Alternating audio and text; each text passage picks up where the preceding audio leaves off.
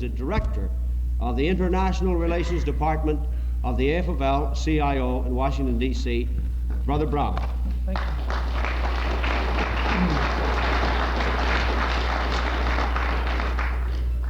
I must apologize to the people whose ears I have been buffeting with my bad voice all afternoon.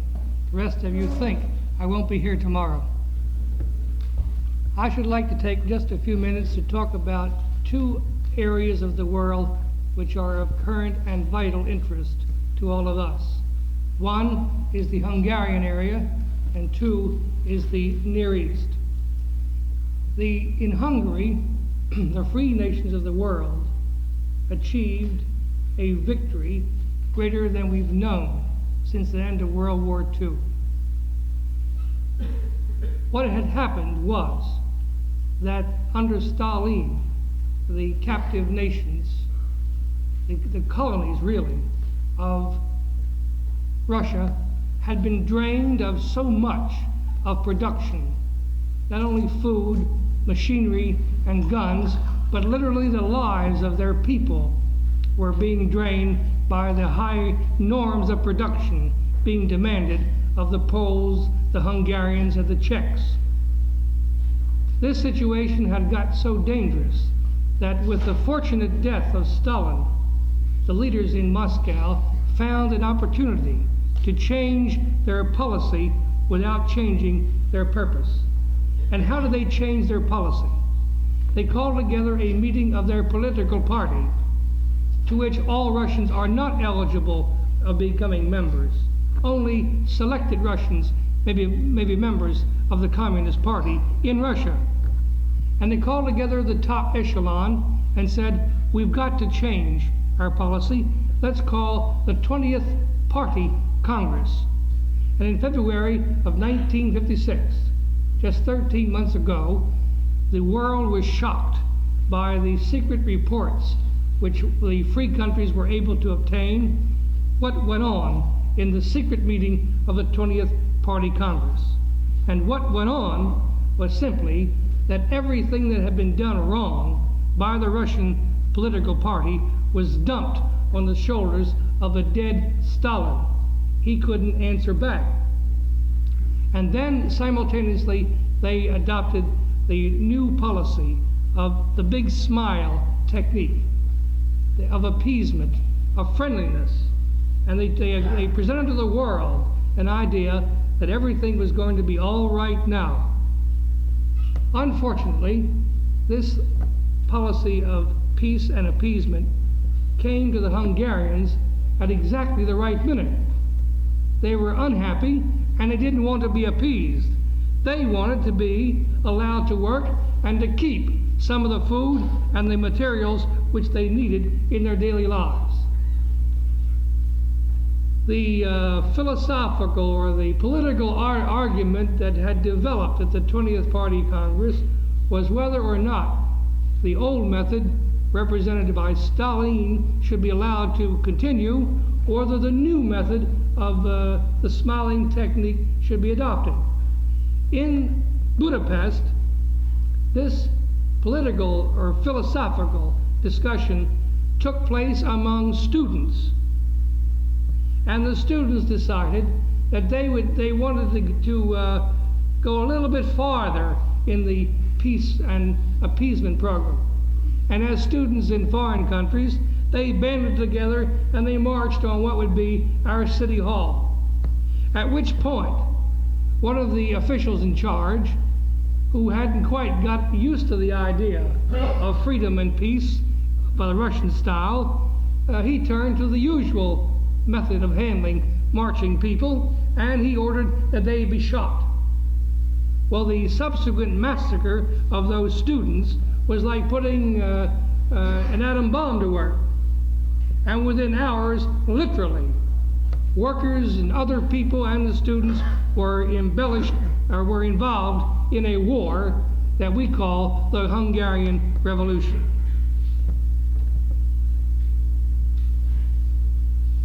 Within 5 days, the existing representatives of the Russian government in Hungary alleged that they were leaving Hungary.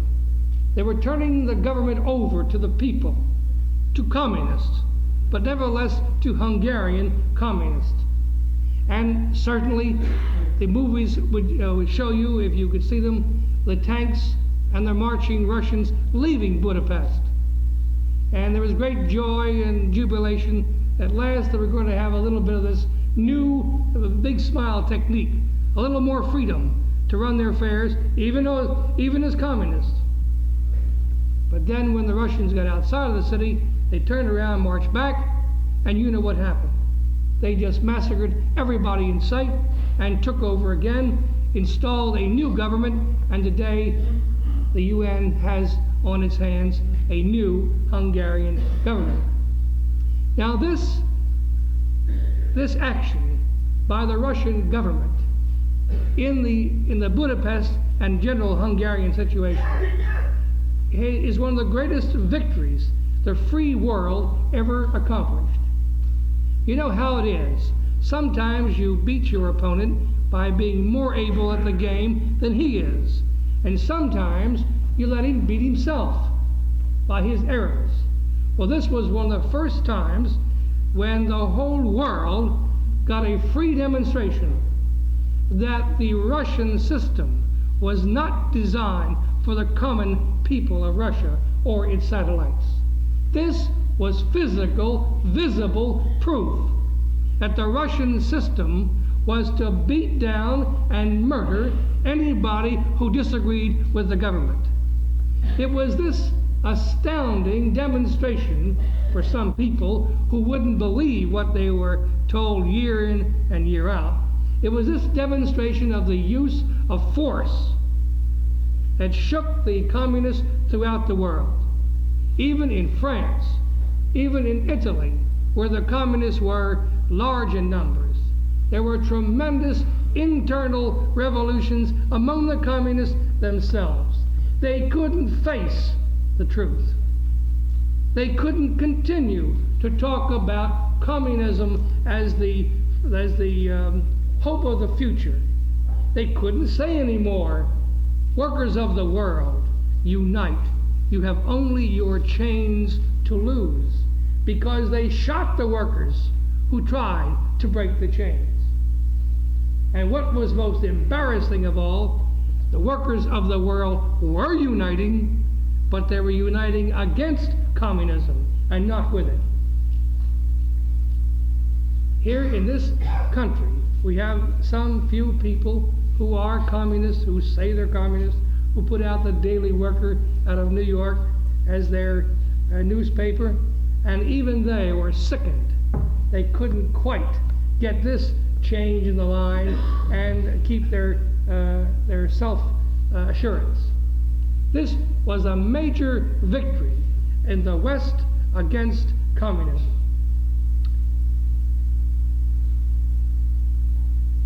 By way of contrast, I can't call it a defeat, but by way of contrast, the role of the free nations in the Near East is a contrast indeed. The Near East actually is made up of two private little wars. One is around the canal, and the other one is the fight between Israel and the Arab nations. For communist purposes, this problem has been made one.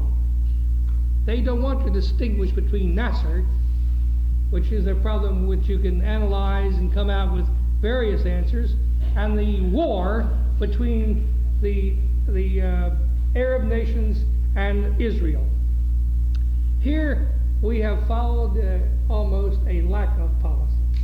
It is difficult to sit down and review the records and find out, is there any series of connected events which can be called a policy, an underlying guide. And here we find the free nations of the world embarrassed. You know, we objected when our friends, the French and the British, moved their forces in to take the canal. We won friends with the Arabs. That was wonderful for the moment. And then we turned around and said, well, France should give freedom possibly to the Algerians, who are also Arabs. And then we lost the friendship of our allies again. And then we changed our policy and said, well, maybe this colonial problem can be deferred. Well, then we lost the Arabs again. So it's off again, on again, Finnegan. The victory we had obtained in the Hungarian situation, we are rapidly losing in the Near East. Now, all of this, you say, is very interesting, but what basic policies, what guides are there? Well, I suggest that as Americans, we could make a couple of suggestions that ought to strike home. You know, we are one of the great nations of the world that started our existence with a rebellion. We rebelled against being a colonial property of a European nation. Well, how much more logical then would it be for our policy before the whole world to say, we oppose colonialism. We oppose colonialism when it consists of the nations of Eastern Europe, right behind the Iron Curtain, colonies maintained by Russia. We oppose colonialism when it's the British on the island of Cyprus. And we oppose colonialism when it's the French in Algeria. We oppose colonialism, friend or foe. That's the position. And why do we oppose it? Because we believe in democracy. We believe in the right of people to determine by themselves what kind of government they want and in what country it's going to rule. This is our position. This is an American position. And if we could be consistent on the one question of colonialism, we might be very much farther ahead in the Near East than we are today. Secondly,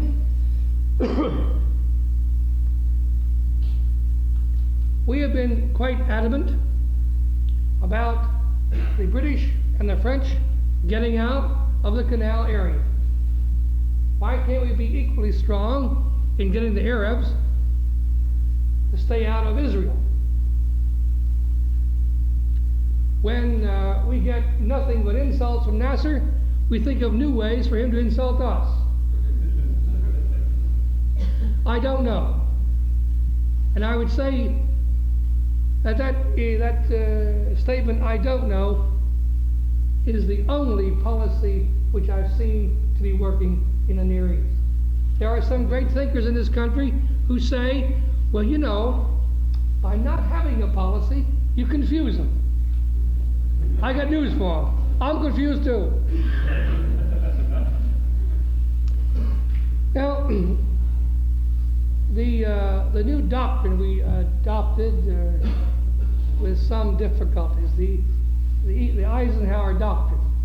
I don't want to use the word Eisenhower to apply critical or political connotations, but that's what it's called. The Eisenhower doctrine was evolved after much hemming and hawing.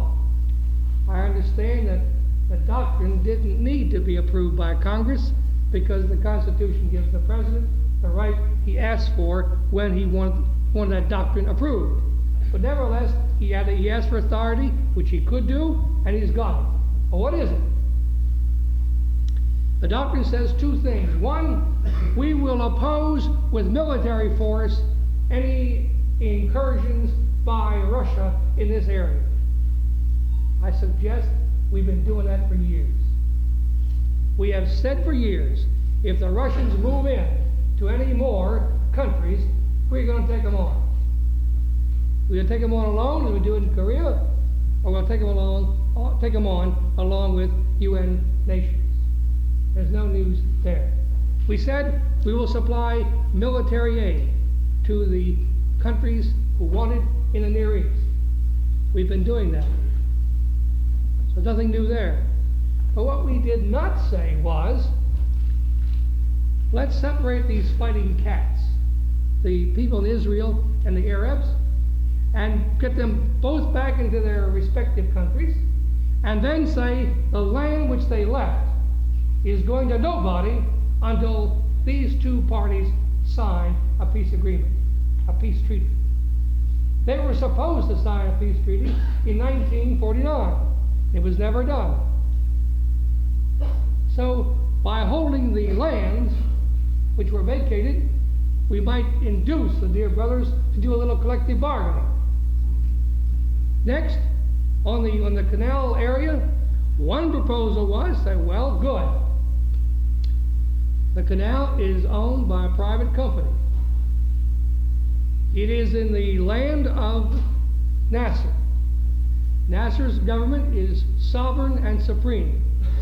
The government of Nasser may buy that canal and pay the private owners for it, just as the government comes along and cuts off a slice of my property and gives me the money and says, we're gonna buy your land. So why? So we're gonna put a road through here. So I don't want a road. Says, too bad, we're gonna condemn it. Here's the money, and that's it. That policy in this country could have been applied, indeed was, by Nasser in Egypt. But when the war was stopped over there, and we got the canal cleaned out, we thought that canal was for the use of anybody who was willing to pay to go through the canal. That was one of their features that brought the French and the British in with military forces. We were told if you put the British and the French back in their own countries, we'll open the canal and everybody who use it will pay the price. Now we hear maybe everybody can use the canal, and we are sure one thing: Israel won't be allowed to use the canal, because they said we are in a state of war with Israel. Well, I wouldn't want to pass any private comments, but what the Israelis did to the Arabs in that war, I don't know that it was a war. There was a state of war. I think the Arabs was still running. But there we are. The canal, which we thought we had opened, the war, which we thought we'd stopped, it isn't stopped. The canal isn't open. It isn't available to everybody who's willing to pay, including the Israeli. And now, around the other side, in the Gulf of Aqaba, which is another avenue by which the people of Israel may send their ships into the broad seas, that is in danger of being blocked again. I can't complicate or confuse you anymore. I think I'd better stop. I stop by saying the victory we had in Hungary is being quietly toned down. Every effort is being made to play down that aspect. And the troubles we have in the Near East are being magnified by every propaganda technique. Because the basic truth is that whether it was the canal, or whether it was Nasser, or whether it's Israel, the real people that we face are not Nasser's people, not Arabs, not the Israelis, not the British or the French, but the Russians. And they have Russian material, Russian guns, Russian equipment in there to the hilt. They took them where? From the people in Czechoslovakia. Now, it's at this point that sometimes you get exasperated and say, why don't we move in there, kick Nasser in the pants, open the canal up, and say, okay, let's go back home and have a little peace. The answer to that question is, you can kick Nasser in the pants, but the guy in the pants won't be Nasser, it's going to be Russia. And when the time comes, we want to take on the Russians. I think there are a few questions left unanswered. I don't know that anybody can any longer afford a war. If it's got to come, I guess we've got to go, which it happens to be the limit of most people's interest in international affairs. Greetings, dear sir and brother. Thank you for listening.